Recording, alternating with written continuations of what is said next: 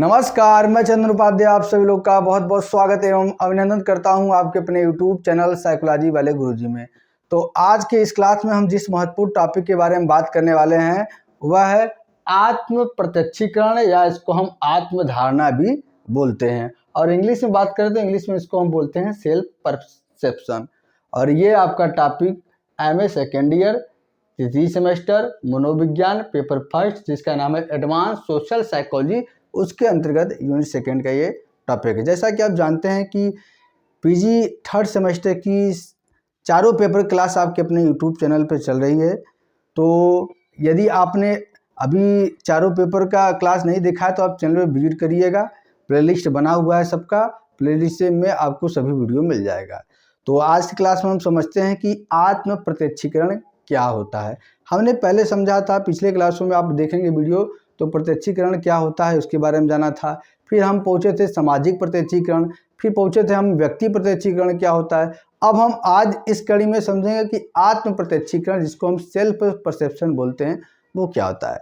जरा आप विचार कीजिए कि आत्म प्रत्यक्षीकरण क्या होता है। आत्म मतलब क्या होता है? अपना।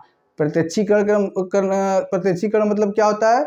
अपने आप को देखना, अपने आप के बारे में जानना। ठीक है, मैं कौन हूँ, मेरी अच्छाई क्या है, मेरी बुराई क्या है, हर चीज़ के बारे में जब आपको नॉलेज होता है तो उसी को क्या बोलते हैं सिंपल भाषा में आत्म प्रत्यक्षीकरण। तो देखिए, एक और हमने छोटा सा अर्थ लिया है जो सिंपल तरीके से आपको और भी ज़्यादा स्पष्ट हो जाएगा। देखिए, जिस प्रक्रिया के द्वारा व्यक्ति अपने आप को समझ पाता है, ठीक है, या अपने आप के बारे में ज्ञान प्राप्त कर पाता है, उसे ही क्या आत्म प्रत्यक्षीकरण बोला जाता है। क्या आत्म प्रत्यक्षीकरण किसे कहते हैं? अपने आप को समझना, अपने आप को जानना, ठीक है, इसी को क्या बोलते हैं हम? आत्म प्रत्यक्षीकरण। और ये कह रहा है कि जिस प्रक्रिया के द्वारा हम अपने आप को समझ पाते हैं, जिस प्रक्रिया के द्वारा अपने आप को हम जान पाते हैं या नॉलेज अपने बारे में ले पाते हैं, उसी को हम क्या बोलते हैं? आत्म प्रत्यक्षीकरण बोलते हैं, यानी कि अपने आप को जानना सिंपल भाषा में। ठीक है, समानता व्यक्ति अपने भावों, जो इमोशंस व्यक्ति के अंदर होते हैं, ठीक है, क्रोध सुख दुख, ये सब इमोशंस है, व्यवहारों, जो व्यक्ति व्यवहार करता है, आदि का प्रत्यक्षीकरण अपने स्पष्ट क्रियाओं का प्रेक्षण करके करता है। ठीक, ये कह रहा है कि व्यक्ति जो भी उसके भाव होते हैं, जो भी व्यवहार होते हैं, उनको वो कैसे जानता है? तो उनको जानने के लिए वो क्या करता है? अपने जो स्पष्ट क्रिया, जो व्यक्ति एक्शन करता है, जो व्यक्ति व्यवहार करता है, उसका क्या प्रेक्षण करके, ऑब्जर्वेशन करके, निरीक्षण करके जान लेता है। इसी को हम क्या बोलते हैं? आत्म प्रत्यक्षीकरण बोलते हैं। हो गया। जैसे यदि कोई व्यक्ति अपने अंगों का प्रत्यक्षीकरण कर यह अनुमान लगाता है कि वह पहले से अधिक गोरा तथा मोटा हो गया है, तो ये क्या होगा? आत्म प्रत्यक्षीकरण का उदाहरण होगा। एकदम सिंपल है। देखिए, आत्म प्रत्यक्षीकरण दो तरह से होगा। एक क्या होगा? बाह्य आत्म प्रत्यक्षीकरण, एक होगा आंतरिक आत्म प्रत्यक्षीकरण। बाह्य आत्म प्रत्यक्षीकरण में क्या करता है व्यक्ति? अपने बाहरी रंग रूप वेशभूषा इस सब का प्रत्यक्षीकरण करता है, ठीक है। और आंतरिक आत्म प्रत्यक्षीकरण में क्या होता है? व्यक्ति अपने गुण, अपने भाव, अपने विशेषताएं, अपना व्यक्तित्व, क्या कमियां हैं, क्या अच्छाई है, इसके बारे में व्यक्ति जानता है या नॉलेज रखता है, तो इसे हम आत्म प्रत्यक्षीकरण बोलेंगे। तो यहाँ पे जो आंतरिक आत्म प्रत्यक्षीकरण है वो किसी भी व्यक्ति के व्यक्तित्व के विकास के लिए बहुत ही ज़्यादा महत्वपूर्ण है। और जो सामाजिक मनोवैज्ञानिक हैं वो इसी गुण के बारे में व्यक्ति को जानने के लिए परामर्श देते हैं या सुझाव देते हैं। क्योंकि यदि आप नहीं जानेंगे कि आप कौन हैं, आप में अच्छाइयाँ क्या हैं, आप में बुराइयाँ क्या है, तो कैसे फिर आप जो है अपने बुराइयाँ या कमियों को क्या है, कैसे आप दूर कर सकते हैं, कैसे आप अपना जो सेल्फ कॉन्सेप्ट है उसको बेहतर बना सकते हैं। तो इसके लिए आत्म प्रत्यक्षीकरण करना बहुत जरूरी हो जाता है। एक परिभाषा भी हमने यहाँ पर लिया जिससे आपको और भी ज़्यादा स्पष्ट हो जाएगा कि आत्म प्रत्यक्षीकरण बोलते किसे हैं। तो देखिए, बेरोन तथा बर्न 1987 कहते हैं कि जिस प्रक्रिया द्वारा, ठीक है, हम लोग अपने भावों, निर्गुणों तथा अभिप्रेरकों को समझते हैं, उसे आत्म प्रत्यक्षीकरण कहा जाता है। वही ऊपर वाले लाइन में जो हमने लिया था अर्थ, वही इसमें भी बेरोन तथा वर्ण बात कर रहे हैं। वो कह रहे हैं कि जिस प्रक्रिया के द्वारा, जिस माध्यम के द्वारा हम लोग अपने भावों, इमोशंस, शील गुणों में, शील गुण मतलब व्यक्ति के अंदर जो विशेष गुण होता है उसी को हम शील गुण बोलते हैं, तथा अभिप्रेरकों, मोटिव्स मतलब हमारे जीवन में ऐसे कौन कौन से मोटिवेशन वाले फैक्टर हैं जो व्यक्ति को आगे बढ़ने के लिए अभिप्रेरित करते हैं या ढकेलते हैं, उसको अभिप्रेरक बोलते हैं, को समझते हैं, उसे हम क्या कहते हैं, आत्म प्रत्यक्षीकरण कहते हैं। एकदम सिंपल है। हम लोग इसे अपने स्पष्ट व्यवहार के प्रेक्षण के आधार पर अनुमान लगाते हैं। और आत्म प्रत्यक्षीकरण हम कैसे इसके बारे में अनुमान लगाते हैं, अपने व्यवहारों का खुद से क्या है प्रेक्षण करके, या दूसरों लोगों का जो फीडबैक है, दूसरे लोग जो बताते हैं उनके द्वारा भी हम अपने आत्म प्रत्यक्षीकरण के बारे में पता लगा पाते हैं। ठीक है, तो अगर ये जो बेरोन तथा वर्ण का परिभाषा देखा जाए तो इन परिभाषा से कुछ महत्वपूर्ण बिंदु प्राप्त होते हैं जिसके बारे में आपको बता देता हूँ। सबसे पहला जो पॉइंट है, आत्म प्रत्यक्षीकरण एक मानसिक प्रक्रिया है। एकदम सही बात है। आत्म प्रत्यक्षीकरण क्या है, self perception is a mental process. ठीक है, आप कैसे अपने आप को जानेंगे, कैसे समझेंगे, तो ये एक मानसिक प्रक्रिया हुई ना, दिमाग के द्वारा ही आप समझेंगे ना कि क्या अच्छाइयाँ हैं, क्या बुराई है, फिर दूसरे लोग जो फीडबैक देंगे तो उसको भी क्या दिमाग ही कैच करता है ना, इसलिए मेंटल प्रोसेस है जिसमें हम क्या आत्म गुणारोपण की विशेषता होती है। आत्म गुणारोपण किसे कहते हैं, मतलब अपने गुणों के बारे में, अपने कमियों के बारे में अनुमान लगाना, उसी को क्या बोलते हैं, आत्म गुणारोपण बोलते हैं। दूसरा जो पॉइंट आपके सामने है, आत्म प्रत्यक्षीकरण की प्रक्रिया में व्यक्ति अपने भावों, शील गुणों एवं अभिप्रेरकों को समझने की कोशिश करता है। यानी कि जो ये सेल्फ परसेप्शन का प्रोसेस है, आत्म प्रत्यक्षीकरण की जो प्रक्रिया है, इसमें व्यक्ति क्या करता है, अपने भाव यानी कि इमोशन जो है, मतलब कि क्रोध, प्रेम, दुख, घृणा, ठीक है, मतलब ये सब का अंदाजा लगाता है कि मैं जैसा माहौल होता है उस हिसाब से मेरे इमोशंस आ पाते हैं कि मैं ज़्यादा ओवर इमोशनल हो जाता हूँ उस समय, ये पता लगाता है। शील गुण, उसके अंदर जो विशेष गुण है, देखिए हर व्यक्ति के अंदर एक यूनिक विशेषता होता है या यूनिक कैरेक्टरिस्टिक्स होता है। बस ये होता है कि उस व्यक्ति को क्या है आइडेंटिफाई करना होता है अपने अंदर जो वो यूनिक गुण होता है।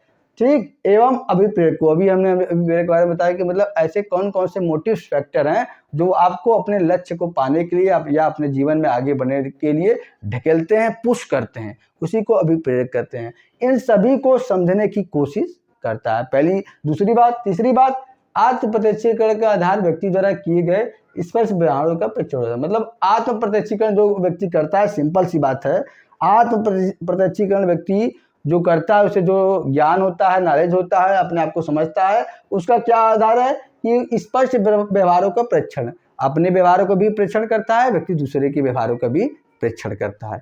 तो ये तीन मुख्य बातें हुई जो आत्म प्रत्यक्षीकरण के बारे में हमने बताया। और इसे और भी डिटेल में यदि आपको समझना है तो कुछ बिंदु यहाँ पे हैं, कुछ पॉइंट हमने लिया जिससे आप आत्म प्रत्यक्षीकरण को आप और गहराई से जान सकते हैं। और एक तरह से आप कह लीजिए कि आत्म प्रत्यक्षीकरण की ये विशेषताएं भी हैं। यदि आप अपने सेल्फ परसेप्शन को इनहेंस करना चाहते हैं, बढ़ाना चाहते हैं, तो क्या है, ये जो पॉइंट है उसको आपको समझना बहुत ही जरूरी हो जाता है। मान लीजिए लॉन्ग आंसर में आपको आ गया कि आत्म प्रत्यक्षीकरण क्या है, इसे क्या, इसकी विशेषताओं को स्पष्ट करिए, तो आप इतना लिख देंगे, आपको पूरा नंबर मिल जाएगा। चलिए समझते हैं। पहला पॉइंट है ऑब्जर्वेशन लर्निंग, प्रेक्षणात्मक अधिगम। अभी हमने आपको बताया था कि व्यक्ति जिस प्रक्रिया द्वारा अपने आप को जानता है, समझता है, ठीक है, वो क्या होता है, अपने व्यवहारों का क्या करता है, वो प्रेक्षण करता है। ऑब्जर्वेशनल लर्निंग, व्यक्ति अपने भावों, विचारों, मनोवृत्तियों इत्यादि का वो क्या करता है, ऑब्जर्वेशन करता है, और उसके आधार पे क्या है, वो अपना सेल्फ कॉन्सेप्ट क्या है, डेवलप करता है। दूसरा है सोशल कंपेरिजन, यानी कि सामाजिक तुलना। सामाजिक तुलना, देखिए हर व्यक्ति क्या है, समाज में जितने भी व्यक्ति होते हैं उनसे क्या है, तुलनात्मक अपना जो लाइफ स्टैंडर्ड है, अपना ओपिनियन है, अपना जो विशेषता है, व्यक्तित्व है, वो दूसरे व्यक्ति से भी क्या है, वो तुलना करता रहता है।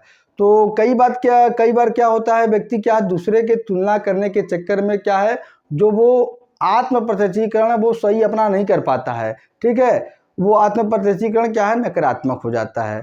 और कई बार व्यक्ति क्या करता है, ये भी वो जज करता है कि जो सामाजिक परिस्थिति है उसमें कोई व्यक्ति कैसे व्यवहार करता है, कैसे अपने आप को रिएक्ट करता है, तो उसके आधार पर भी व्यक्ति अपने आत्म प्रत्यक्षीकरण को बढ़ा सकता है। तीसरा है कॉग्निटिव अप्रेजल, संज्ञानात्मक मूल्यांकन। हर व्यक्ति क्या करता है, अपना जो भी उसको अनुभव प्राप्त हुए हैं, जो भी घटना उसके सामने हुई है, उसको क्या है अर्थ प्रदान करता है और उसी के आधार पर क्या है उसकी व्याख्या करता है।